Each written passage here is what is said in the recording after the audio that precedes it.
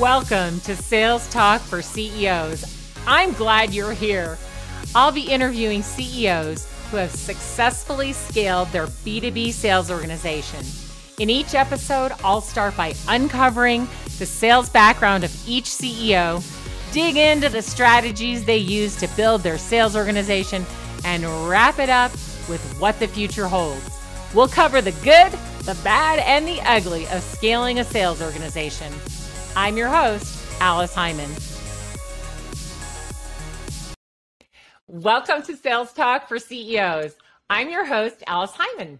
And today I have here with me Elay Cohen of SalesHood. And I couldn't be more excited. I have been friends with Elay for quite some time through Sales 3.0, and used to be that we got to see each other in person occasionally. Haven't done that for a couple of years now, but it's great to see you here, and I'm excited to share your story of how you built sales at SalesHood. So welcome. Great to be here. Thanks for having me. It's amazing. Thank you. And let's just start by having you tell everybody a little bit about what SalesHood does and who your target audience is. Absolutely. So Elay Cohen, CEO, co-founder of SalesHood. We're a sales enablement platform. And so we have a software. We have software that we've created that helps companies get their teams to be productive faster. Think virtual learning, virtual coaching, virtual selling, all together in one workflow, one system. So salespeople can close more deals faster. All in one, purpose-built. And that is what everybody wants. Right? Who doesn't want to grow their business faster? And we got the answer. More efficiency, grow faster. I love it. I love it. Good. And so who is your target audience? Who usually, who's the best, person to use your product? So listen, every company on the planet that has a sales team and a distributed team, and in these times, everybody's distributed, they have challenges of getting their teams up to speed. So we love finding companies that have revenue problems and want to grow their business faster. We have been primarily in the last 8 years of our business, we've been selling in North America, in the UK, we've been selling in Australia, we've been selling as well in some Asian countries too. We go after companies that high tech, is that what you're looking for? Industries? And yeah. So we've got high tech, health tech, clean tech.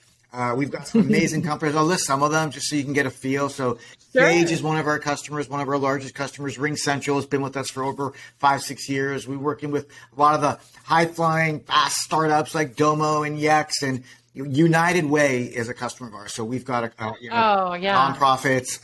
Here's one that I love. We work with the New Zealand government. The New Zealand government offers SalesHood to their startup community. And so we help them boost the productivity of their companies, their startups, and increase the GDP. So we've got companies all around the world. We've got a sweet spot, and I think really important. We didn't always have this kind of very maniacal focus on a sweet spot, but 100 to 1,000 salespeople is kind of where we've done really well, and that's how we're executing our team right now, our go-to-market. Oh my gosh, that sounds fantastic. You are really a global company. I didn't even realize how global you were. And I love that you said United Way is offering it to their startups. So the New Zealand government the New Zealand government. United Way offers it up to United Way local offices. Oh my Yeah, we've got about 100,000 users globally across 50 countries. We've got a bunch of languages. It's amazing. Like sales enablement has just taken off in the last 8 years. Well, what you do is so much fun because it brings the organization to sales enablement that people really need at their companies and allows easy access to the information. It just, makes it so much easier for everybody. So I just love that. One click away. That's we want salespeople, sales managers, partners, one click away from the information they need so they can have better customer conversations. I love it. So how did you get the idea for this? And actually I want to start with what were you doing right before you got the idea to start this company with your co-founder? Right. And so I'm super blessed and super fortunate. I went and worked at Salesforce in 2000 and 2005. And at Salesforce, I became the head of sales enablement. And that was anointed by Mark Benioff because they wanted to grow the business faster. They wanted to come up with innovative ways so they could speed up the ramp time of their team. So I led sales enablement. I was senior vice president of sales enablement for many, many, many, many years. That was my last job before I founded SalesHood. And you know what? I had about 120 people on my team. Just think about that. 120 people globally. We were responsible for training our salespeople, coaching them, certifying them, onboarding them, creating the playbooks, all the stuff that we do today. And I started thinking, okay, there's got to be a way to scale. And I was using a hodgepodge of systems, spreadsheets, and kind of custom objects in Salesforce, and this and that and this and that, and people. I 20 people just scheduling meetings and scheduling certifications. And so I went on the hunt. I went looking, and I realized that there wasn't an end-to-end system that delivered at scale a sales enablement platform. And so that was it. You know what? You've got those moments in life. I had clarity of thought, and I had clear vision of what this system could be. I knew that video and data and peer-to-peer and all the things that really kind of anchored from a values perspective, our business, I knew that the world was ready for it, and mobile, right? And so I thought, wow, this is it. Yes. I'm going to start a company. And I left Salesforce, and my wife, with the permission of my wife, she's like, yes, you can do this. And once in a lifetime, right? Because I took 8 years of experience and 8 years of experience and many years before, but I kind of was able to build a system that was extracted from a lot of the best practices that we did at Salesforce. Right. And that was it. And then I started building SalesHood. Took a couple months, got really fortunate with the name, great story there. And then everyone started saying, love the vision, love what you're doing. Yeah. And I had a great deck. I had some wireframes, and, SalesHood, I had the name, it was a good name. And people were like, that's kind of interesting. Salespeople learning from each other, sharing, like, wow, I want that. And that was kind of one of the things we did at Salesforce, but with people. Everyone said, you need a technology partner. And I was like, I do need a technology partner. And so I spent about a month looking, and I got introduced to Arthur Doe, and it was love at first sight. Took him out of retirement. He had a great background. He was at EchoSign that was acquired by Adobe. So, we had both done okay over the years, and we were able to both kind of lean into this and kind of true partners and build SalesHood together. And we're going strong. It still feels like we just started yesterday. I love it. And 8 years in, here you are doing amazing things. So you had kind of just built this in your head, right? You had it all figured out. Then you wrote it down, put out a deck of slides and said to people, what do you think? Do you need this? Would you use this? Right. And they're all shaking their heads, yes. And then you're like, oh, well, I don't know how to build this or code this or anything. So here we go. Let's go find somebody who does. And he obviously had the same passion, and he believed what you believe, right, about what could be done. Right.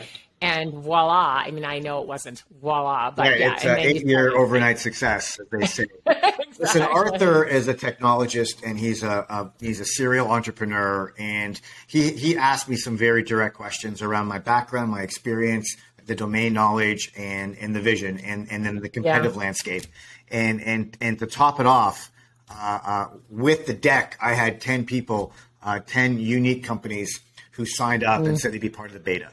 And so, so we had that to get going. And that was when Arthur Doe, my co-founder, said, let's do this. And literally within 2 weeks, we had the articles of incorporation done. We had the wireframes were turned into a prototype. We had 6 developers on staff. We had our partnership inked. We had a bank account opened, and boom, that was 2013 May. Off and running. And of course, in the beginning, who did all the selling? Right. That was the deal, right? I was responsible for everything front, and Arthur was responsible for everything in the back of the office. And I did all the selling. And I did all the selling from 0 to 1. And I felt like we really needed to understand our buyer. We needed to understand why they were buying, and we were still shaping. We had the vision of the product hasn't changed from the very beginning. It's been all about purpose-built, all-in-one sales enablement to deliver kind of fast revenue outcomes. That hasn't changed, but the unique way that we're solving the problems with technology and with data and with video and peer-to-peer, that's morphed as we've collected feedback from customers. And so, nice. I was working very closely with those first customers, and so closing them and implementing them, right? That was my job. Right. Right. And that's a lot, but most founders do start that way. They have this great idea. They get it together. They get some people that are interested, just like you did. and then dive in and do it. And those first customers really inform us, right, of what we're doing and what changes they'd like to see and what new things they'd like added. So it's wonderful. So here you are, the CEO. Right. You've got a co-founder, luckily taking care of the back end. You're running the company and doing all the selling. Then there gets to be a point where you just can't do all that anymore. And so where was that point for you? And how did you decide, okay, it's time for me to really get out there and find some terrific salespeople and bring them in to help me?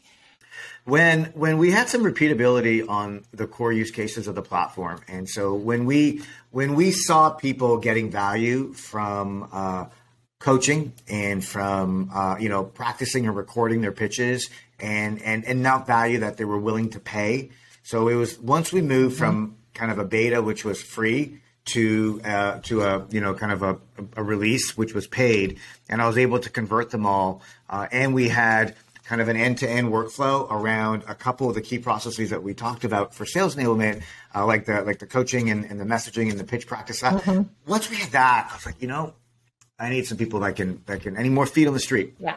And so I hired the first salesperson, and he had been an early salesperson as well. He was okay. He wasn't.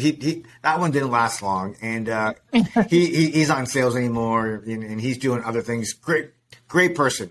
Just the thing that we needed, because we were so early stage, we needed someone that could be consultative, value based. Yeah. And that person was a little bit too transactional.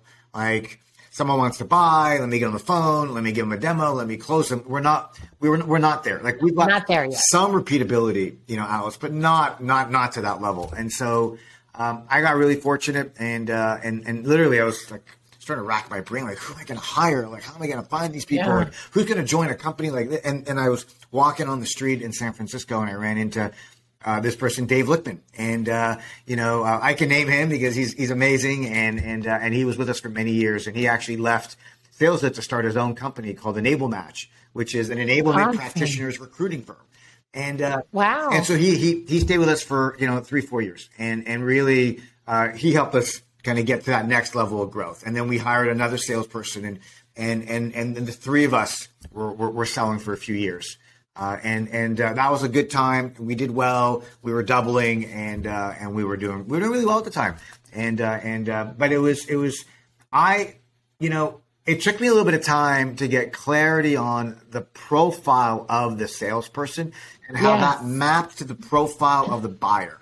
Right? Think about it. Sales enablement as a category was new. Most people didn't even understand how to spell it. I'm not trying to be condescending, let alone understand that. People just thought sales enablement is sales training, but there's a lot more to organizational alignment, to leadership alignment. There's a lot more that needs to happen when you're selling a system like sales enablement. Yeah. And you got to really build a business case. Anyway, so Dave was able to collaborate with me and to kind of, as a sponge through osmosis, listen and learn. And then he carried the baton beautifully. He brought in a lot of large customers. And so the next wave of customers were from him, which was great. So that was a great phase of the company's growth.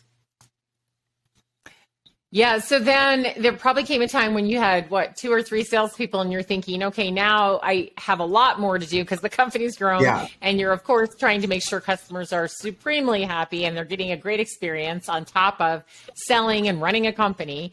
So where is it you decide, okay, we need a sales leader, right, so I can step out of sales leader role and really focus more on this CEO role and this customer experience that's so important? Absolutely. And it's great. And I want to add one more comment. I think I didn't highlight it. Yeah. When Arthur and I founded the company, we made the decision that we were going to go as long as we could self-fund it. And so, which is, I think, unique. There aren't a lot of companies in Silicon Valley or around the world that reach the revenue milestones that we've reached, that can boast cash flow positive, the number of customers that we have. And we're competing right now with companies that, if I look at all my competitors, like, it's crazy. $2 billion of funding over the last 5 years. And so I say all that because we were watching every dollar.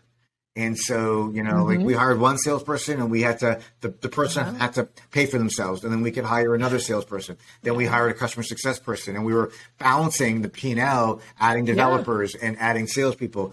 We didn't have any marketing people, right? So marketing was happening organically. We were doing a lot of content marketing, and, I wrote a couple books along the way that helped us evangelize, which was helpful. Right.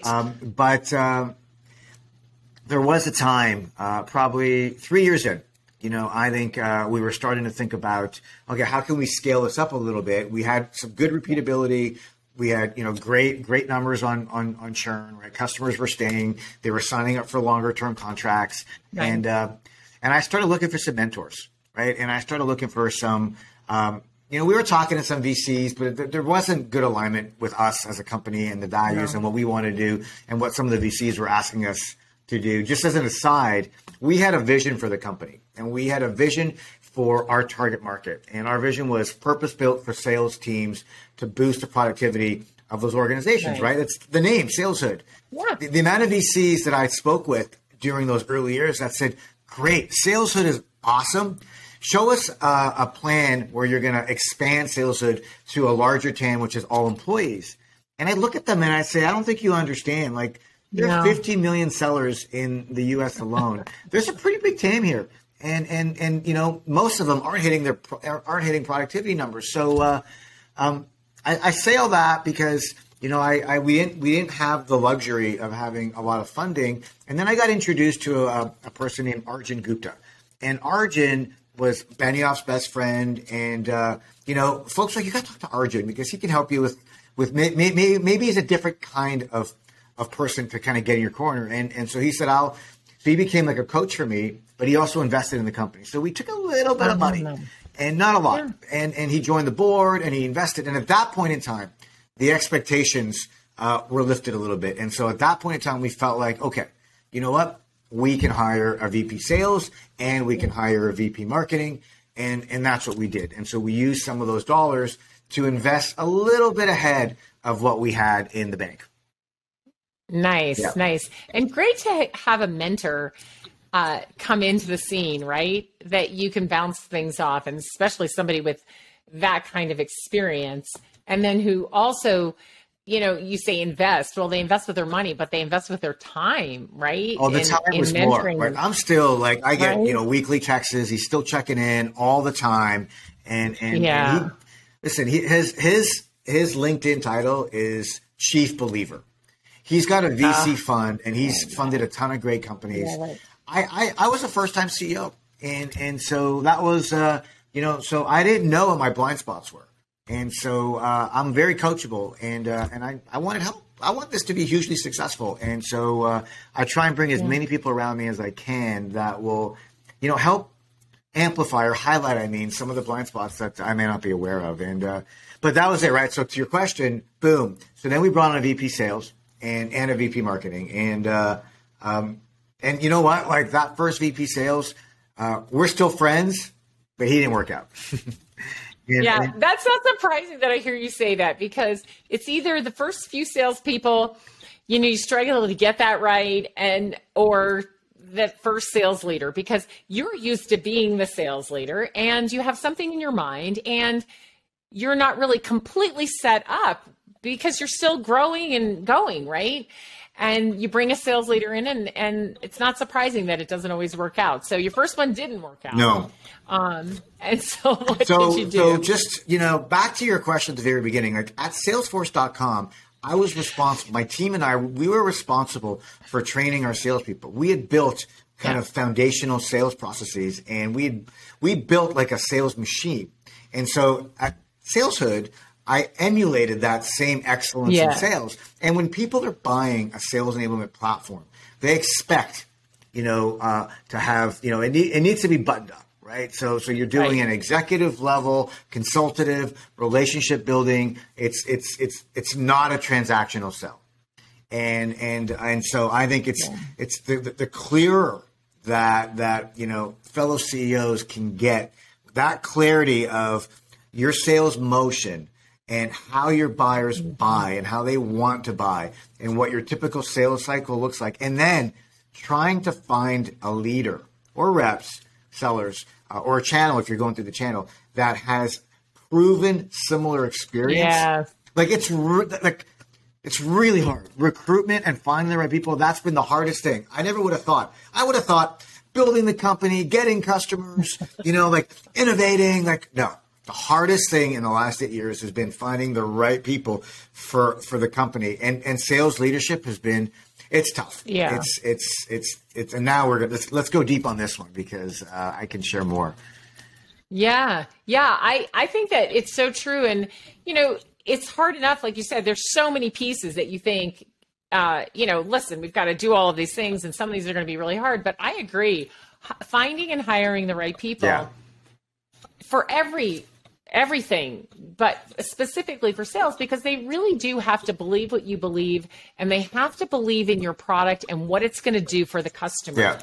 And I think one of the problems we have today, Eli, with, we just look out across the board with sellers, just take sales technology as one slice of, sellers. They don't all understand or really believe. And so it makes it really hard for them to sell. They may not even completely understand how the end user is going to use their product. Yeah. And so it is important to find someone.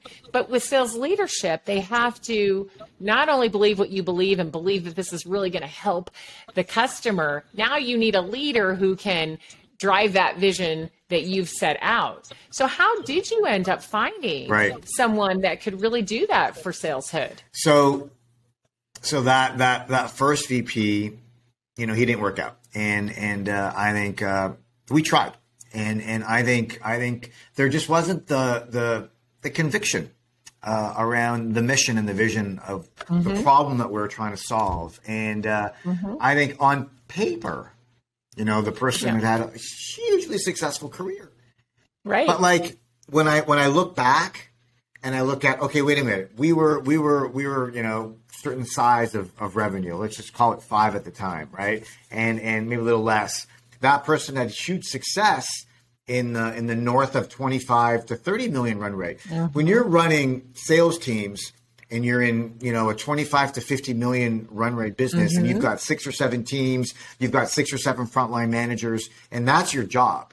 And then you come in to a SalesHood where you've got 3 salespeople. You basically are a frontline sales manager. And it's the altitude is different. Very different. And it's okay to make that jump. And I think the expectations, we weren't as clear with each other. And it was amicable, right? It just didn't make sense. And sometimes it doesn't. And he ended up getting back into his roots of analytics and because he's passionate about that. So I just wanted to share that, right? I think if I was to write another book, it would be about finding the right sales leader because there's a lot there. I hired enough. Just let me pause you there for a second because it really seems like there's those 2 pieces, right? You had somebody who was extremely knowledgeable and experienced, so that wasn't the problem. Yeah, and a customer, and so he knew the space and a user, and he had used it and gotten benefits from it. Yes. Right.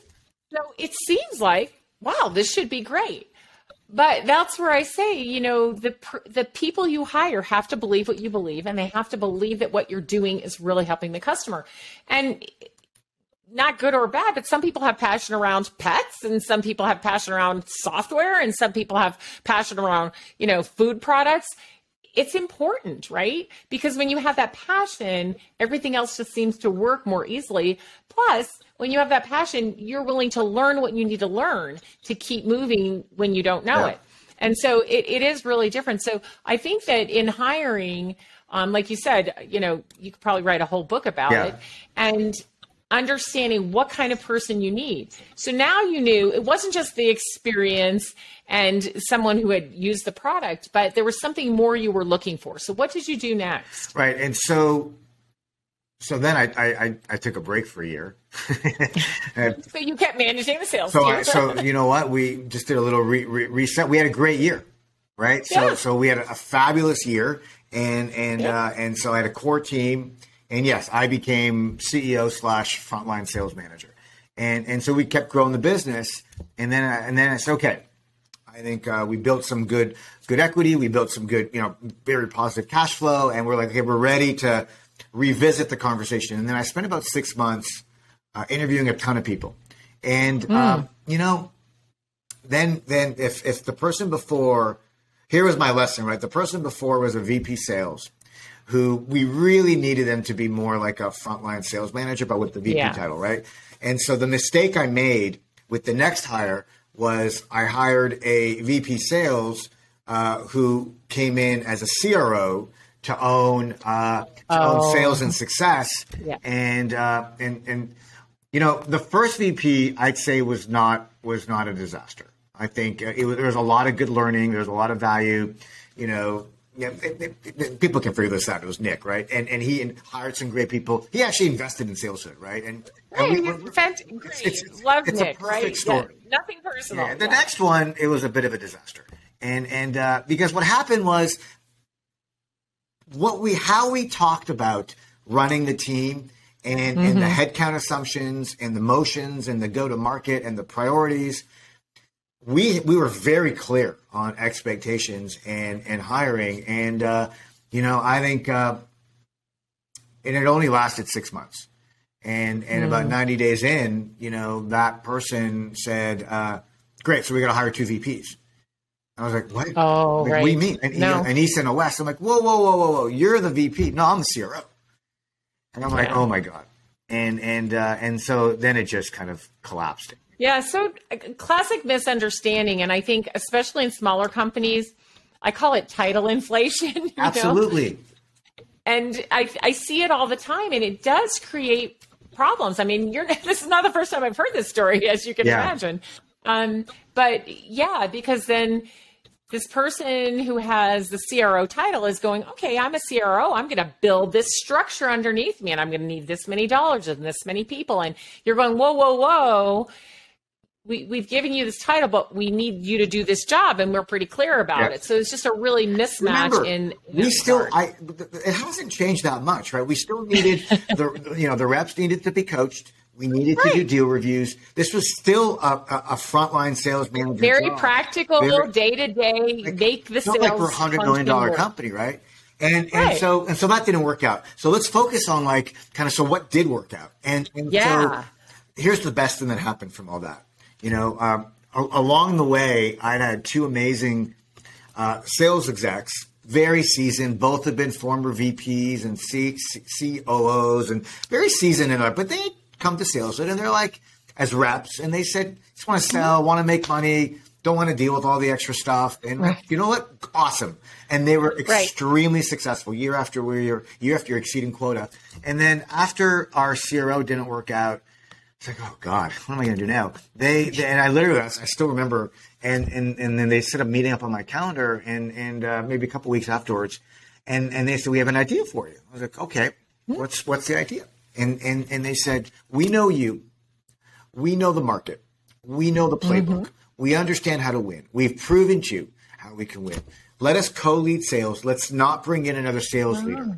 And I was like, oh my God, that's very interesting. And it's worked out beautifully. We took, and the reason this isn't going to work out for everyone all the time. It's not an obvious take your top rep and have them become a manager. But with these 2, 4 years of history with me, a ton of trust, great relationship building. We're very open, transparent with our communication, so we can call each other out on stuff very openly. Right. But they gave me some conditions. Right. And they gave me some conditions. I like that. Yeah. And it was a negotiation around, we made the comp work and stock and all. That was great. Right. It was awesome. The primary condition was let us run sales. So my hands came out of our way. Right. My hands came off. And then they said, let's slow down kind of the growth expectations. Let us reset the playbook and let us put some points on the board, and let's prove that we can generate enough pipeline and close the deals at a certain win rate clip. And let's do it with the current headcount that we have, and then we can add people. And they said, you can't you got to trust us and let us go. And I said, fine, 12 months. And so what's amazing is it's been a year. and they've hit their numbers or exceeded them every month in the entire for the last 12 months. Like kudos, Bravo. like it's amazing. Our quarter after quarter, we haven't had that kind of consistent. We've had kind of very up and down. But what's more interesting to me is the growth numbers. COVID, everyone kind of had took a little hit. Our growth numbers are now trending really nicely, but the 22 growth numbers are amazing. Why? Because about 90 days ago, they said, okay, we're ready to hire. Like, whoa, ready to hire. And so we just added another 4 salespeople. And so we've got a pipeline machine. I've got sales leaders that have built a credibility and really built a successful sales machine here at SalesHood. And now they're hiring professionals and it's great. And people are lining up to work at SalesHood now because of the success we've had and because of how hot the market is. So it's been amazing. I'm really fortunate and blessed to have Josh and Rob collaborating with us and being on the leadership team and stepping up to lead sales the way that they have. And nobody can hire them. Sorry, just kidding. Yeah, right. Nobody can hire them. It's truly because that is kind of a rare situation, but I love that they were bold enough to come to you and say, we have an idea, but we have a few conditions. And since we know you so well, we want to put this into play. And we're going to go this direction, and you let them do it. And so that really brings me to something very important that I talk to CEOs about all the time. Now that you have your sales organization running well, it's not that you have nothing to do with sales anymore, but what is your role and how has it changed? Because you still have a very important role in sales. It's just not the same role. No, not at all. And we talk about it a lot, right? And so, I'm out of the tactics. I'm out of the day-to-day, right? I'm also not in the minutia of the details of like next steps and mutual plan. Like it's there, listen, I've had an amazing career and I've built SalesHood. I've written books. So I'm recognized as a thought leader. And I say that humbly, right? I say that humbly. So when we've got strategic accounts and strategic relationships, they're using me at that point, right? So they'll use me at key times in deals, at key times to meet with executive decision makers, and so that's an important role. They're using me to help refine the playbook, and I'm a sounding board on changes they want to make to the sales process, tweaks, things like that. They're using me to motivate and inspire the team, to keep them really focused on what's important. They're using me as a voice in the market and as thought leadership internally and externally. Like yesterday, for example, I recorded a new market landscape, right? Who are our competitors and who are our complementary partners, right? I did because that's so critical to the market, but that's how I'm being used, right? Thought leadership in deals to motivate and enable the teams and to motivate and enable the marketplace and to amplify our voice. And I think they're great partners, and I'm saying the word partners, right? I think when I met Arthur, my co-founder, when he and I established a partnership, right? He used the words, "I could be a hired gun VP engineering, or I could come on and be a partner with you," and the remuneration and the equity represents that. And the same with Josh and Rob, right? When we actually came to the decision, this makes sense. You've got to reward people, and you got to make it worth their while. And I think it's an important piece in your calculus of looking for folks. You get what you pay for. But that's it, Alice, right? So listen, am I still logging into Salesforce and am I checking the deals? Absolutely. But I love it, right? Last night we hosted a dinner and we had about 20 people there, 14 of them or 12 of them were prospects and 8 of them were customers. And it was a great experience, right? I was able to get people there and run an amazing event and have a great conversation and really motivate people to want to lean in closer and become part of the SalesHood community. And that's my job. The role that you've taken in sales is the role I hope that all CEOs can get to, right? Because sales should run, right? You should build an organization that runs really well. You hold the strategy and the vision, they deploy it, and you have the people in place to do it. And then you get to do the really higher level important things on shifting strategy, listening to customers, evangelizing, which you do a great job of in the marketplace. And for every CEO listening, just take a page out of Eli's book on evangelizing, because it makes a difference. It makes it easier for your sales team, because the CEO has that power to draw people in and have that inbound flow of leads, or people who know and recognize the name, by being out there, putting themselves out there and sharing their thoughts, sharing ideas, being on podcasts like this, or holding the events that, like the event you and I held together. Those things make a difference. But if you as CEO are still in the weeds and doing the tactical stuff and directing, it's very hard to have the time or the energy left to do those more creative things that are evangelizing for your company. So I feel like you have moved yourself into a very good position. Thank you. And it makes a difference, because now your company is truly poised, like you said, for 2022 to scale. Yeah. Because you have moved into that role. You have a lot of jobs as CEO, but you still have to hang on to some pieces of sales, but you're hanging on to the right pieces, not the minutia, not the tactical day-to-day, but the much more strategic things that really matter that a CEO does to support sales. So I think that's, what every CEO would wish for. And I think it's wonderful that you've moved into that. And yes, of course, you're still going to check Salesforce. Right. I'm still looking at the forecast. But you know what? Push a button, get a report, see what you need in minutes. But here's the irony, right? The two leaders we had before, right? And so the irony was, I never thought I had to ask someone if they use Salesforce, right? And so here's a red flag, right? When you should ask, when you're interviewing VPs, you should ask them to show you a couple of their dashboards. And if they show you Excel sheets, there's a problem there. No matter what they say. And so the one thing Josh, Rob, and I, so Josh and Rob, again, just my co-sales leads, the one thing that we laugh about is, doesn't it feel great to just have a single dashboard that's in the cloud that we can look at, that's a single source of truth. You can't even begin to imagine how much friction that removes.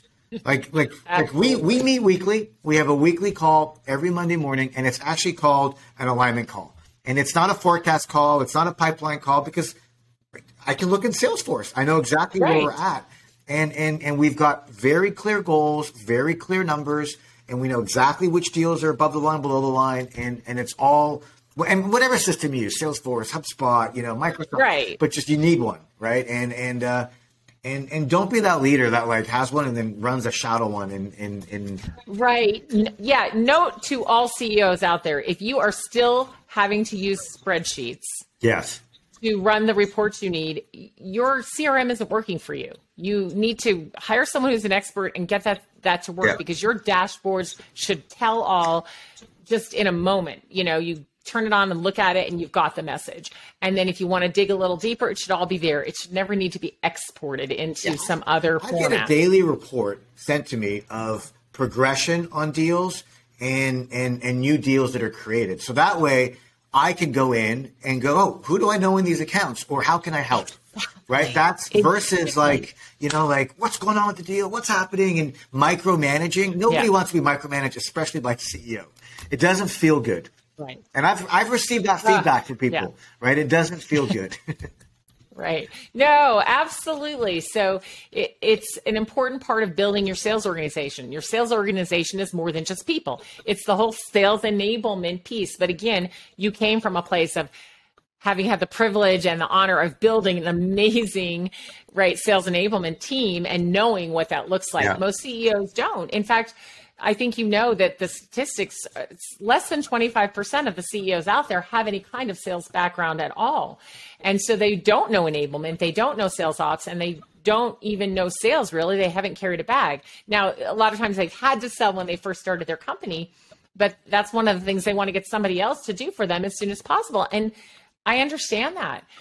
So not having that knowledge, what I can say to all the CEOs out there is find someone who does have it to mentor you, hire the right consultants to set your systems up properly so that your sales organization works, because that's how you get optimal customer engagement and customer satisfaction. When your sales organization doesn't work, then you're going to not be able to provide the best customer experience because you're spending too much time looking inward on things that aren't working and trying to fix them, and not enough time outward with your customers who are looking in at you and saying, hey, I expect a better experience than you're giving me right now. Absolutely. And so that balance shifts, and it just really doesn't work. Interesting stat, 25%, huh?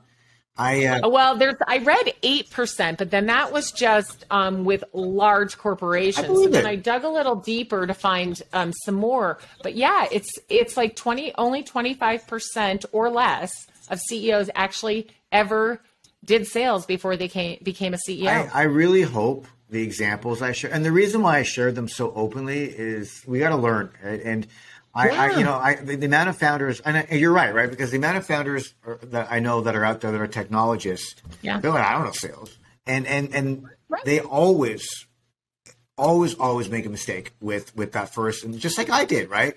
And I've got experience, right? And the lessons I learned, and I just want to say it again, right? You got to hire when you're ready to hire a sales leader after you've proven, and this is kind of an interesting we're kind of maybe winding down a little bit, but like, you got to get to that first million or whatever that milestone is, right? I think you got to be able to close the deals and prove that you can, right? And so critical. And then when you're ready to hire that first manager, don't hire someone for the $100 million company you want to become. Right. Hire someone for where you are and this next phase of growth, and just have very open conversations with people when you're hiring them, right? Like, I could have spoken more openly with my first VP. So, well, tell me a story when you went from 3 to 10, right? Because the experience from 25 to 50 is very different. Very different. And I just want to reemphasize that, Alice. It's so critical. And everyone makes that mistake. Yeah, we don't want to get too far ahead of ourselves. We do, I like what you said, hire them for where you are now and the next level of growth that you need. Then they may be able to grow into the position after that or not, and you may need a different kind of sales leader at that time. And that is perfectly okay. Yeah. We adjust as we grow.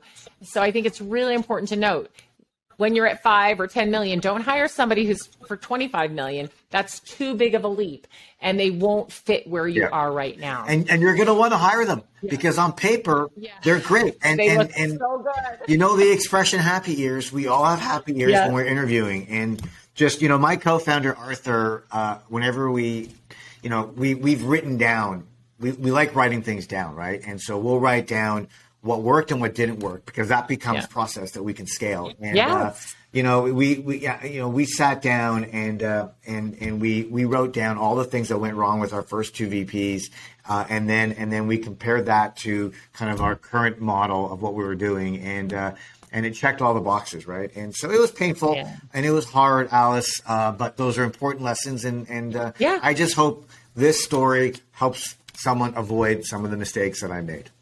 I am sure it will. And just before we go, I want to find out, what's in store for SalesHood in the future? Our customers are changing. We know that. We have to build our sales organizations for now and a bit into the future. What does it look like for you? What kind of sales growth are you expecting, and how will you build your organization to meet that? Right. We've always had double-digit growth, and it's been on the lower side. But as we look at our 22 and 23 numbers, we are going to get as close as we can to triple-digit growth. And the reason is the following. I don't want growth for the sake of growth. This is a hot market, and the growth provides verification and validation of our vision and our execution. And, we're getting great kudos from Gartner and Forrester and a number of the analysts right now. But we need to start executing at the same level. And even though we're self-funded and organic growth, we can't not grow, because this is a market share game right now. And everybody, we're all grabbing share.